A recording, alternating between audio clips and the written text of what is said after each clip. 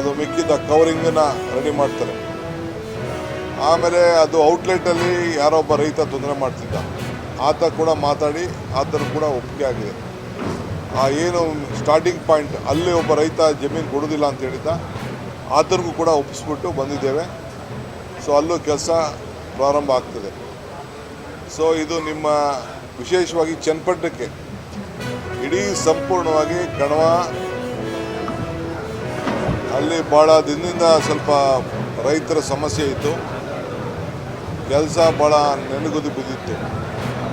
535 ಕೋಟಿ ರೂಪಾಯಿದು 535-45 ಕೋಟಿ ರೂಪಾಯಿನ ಕೆಲಸ. ಸತ್ಯಗಾಲ ಟು ಇಗ್ಲೂರು ಬ್ಯಾರೇಜು ನೇರವಾಗಿ ಯಾವ ಪಂಪು ಇಲ್ಲೇ ನೀರು ಬರೋಂಥದ್ದು ಇಡೀ ನಮ್ಮ ರಾಜ್ಯದಲ್ಲೇ ಇಲ್ಲ ಅಂಥ ಒಂದು ಯೋಜನೆ.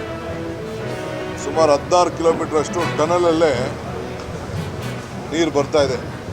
ಆ ರೀತಿ ಒಂದು ಕಾರ್ಯಕ್ರಮವನ್ನು ಮಾಡಿ ಈಗಾಗಲೇ ಕೆಲಸನೂ ಕೂಡ ನಾವು ಮೆಗಾ ಇಂಜಿನಿಯರಿಂಗ್ ವರ್ಗು ಮಾಡ್ತಾಯಿದ್ದಾರೆ. ನಾವೆಲ್ಲ ಹೋಗಿ ಟನಲ್ ಒಳಗಡೆ ಹೋಗಿ ಬಂದು ಇನ್ನೊಂದು 600 ಮೀಟ್ರ್ ಮಾತ್ರ ಕೆಲಸ ಆಗಬೇಕಾಗಿದೆ. 600 ಮೀಟ್ರ್ ಆದ ತಕ್ಷಣ ಅದು ಮಿಕ್ಕಿದ ಕವರಿಂಗನ್ನು ರೆಡಿ ಮಾಡ್ತಾರೆ.